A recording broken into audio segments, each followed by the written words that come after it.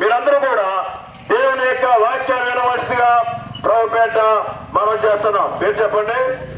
బాబురావు గారు మంచిల గ్రామం నుండి, మంచిల గ్రామంలో ఉన్నటువంటి దేవుని దాసులు బాబురావు గారు, మరి దేవుడు మీ గ్రామానికి ఆయన తీసుకుని వచ్చినాడు.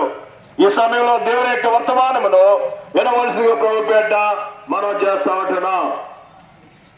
ఓకే. ప్రభు నామమున శుభాలు కలుగును కాకండి. ఈ ఉదయకాల సమయంలో మీ మధ్యకి విచ్చేసిన సువార్తను అందిస్తున్నా మనము జ్ఞాపకం మీకు తెలియజేస్తున్న మాట ఏంటంటే, ఏంటి ఇంతమంది ఇలా వెంబడించి పాటలు పాడుతున్నారేంటి, ఇలా ప్రకటిస్తున్నారేంటి అన్నట్టు అనుకుంటున్నాం కదండి. దీనికి అర్థాలు బైబిల్ గుర్తు చేస్తుంది. రోజు కొన్ని మాటలు చెప్తే జాగ్రత్తగానమ్మా మీకు మనం చేస్తున్నాము.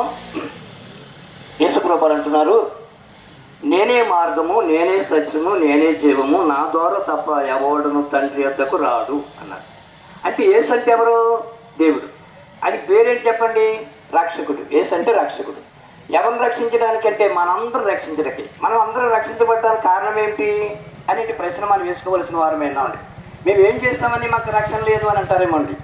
ఏమండి, దేవుడు మానవులను నిర్మించడానికి ఆయన ఒక ఆలోచన కలిగి ఉన్నారు. ఆది కాండము 1వ అధ్యాయం 26వ వచనంలో దేవుడు ఏమనుకున్నాడంటే, మన పోలికన మన స్వరూపం నరుని చేద్దాము అనుకున్నాడు.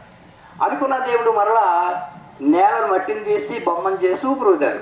అప్పుడు ఆ బొమ్మ జీవాత్మ కలిగి ఉన్నది.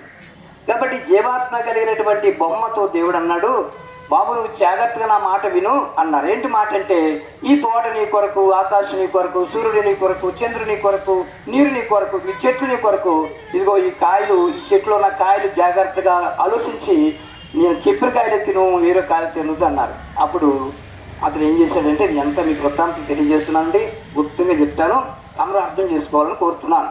కాబట్టి ఇక్కడ ఆ నరుడు మళ్ళీ ఉండటం మంచిది కదని సాయం చేస్తారు. అది వేరే విషయం అండి. బట్టల నుంచి తీరేది కానీ ఎముకల నుంచి చేశారు. వీరిద్దరికి సావాసం పెట్టారు. అప్పుడు దేవుడు అన్నాడు, తోట మధ్యన ఉన్న చెట్టు పొలం తినొద్దు అన్నారు. అది దేవుని ఆజ్ఞ. అప్పుడు ఈమెకి సహకారం ఉండేటటువంటి ఈ పేరు అమ్మమ్మ గారు ఆ చెట్టు దగ్గరికి వెళ్ళగానే ఆ చెట్టు మీద ఉన్నాడు అనమాట అండి. వాడిని ఏమంటామండి? శనీశ్వరుడు అంటాము, లేక మాయ అంటామండి. అయితే బైబిల్ సాతాన్ అంటారు అనమాట. అర్థం చేసుకుంటారని మీకు తెలియజేస్తున్నామండి. ఇది ఒకరినొకరిని మనము తెలియజేసే సువార్త తప్పండి, ఎవరిని మనము బాధపరిచేది కాదని మీకు తెలియజేస్తున్నామండి. ఏమన్నమ్మా? అప్పుడు చెట్టు మీద ఉన్నవాడు సాతాన్ అన్నాడు, నువ్వు మీ దేవుడు ఏమని చెప్పాడు అన్నాడు. అన్నీ చెప్పాడు. ఈ తోట మధ్య వృక్షఫలం తిరుగుతాను, అది తింటే నువ్వు గొప్పతనం అయిపోతావు. అది తినిపించింది. తనతో పాటు మరి తన భర్త ఆదం గారికి కూడా పెట్టారు. ఇప్పుడు ఏమైపోయారు ఏంటంటే దేవునికి దూరం అయిపోయారు. అదనమాట.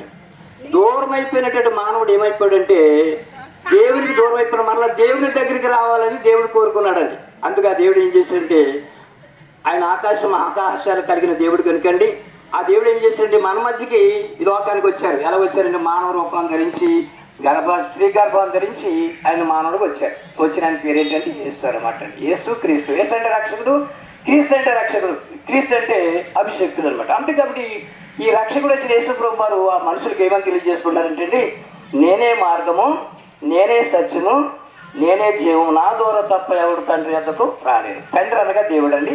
అది పరలోకం కావచ్చు, మోక్షం కావచ్చు, వైకుంఠం కావచ్చు, కైలాసం కావచ్చు.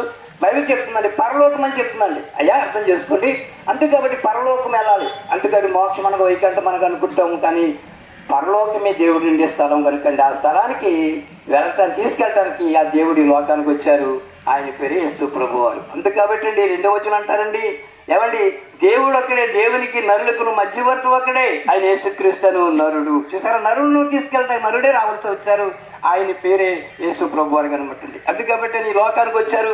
వచ్చేటమే కాకండి మరొక మాట ఉందండి. ఈ మాటలు బైబిల్ ఉన్నాయి కాబట్టి మీకు తెలియజేస్తున్నామని జాగ్రత్తగా ఉండాలని కోరుచున్నాము.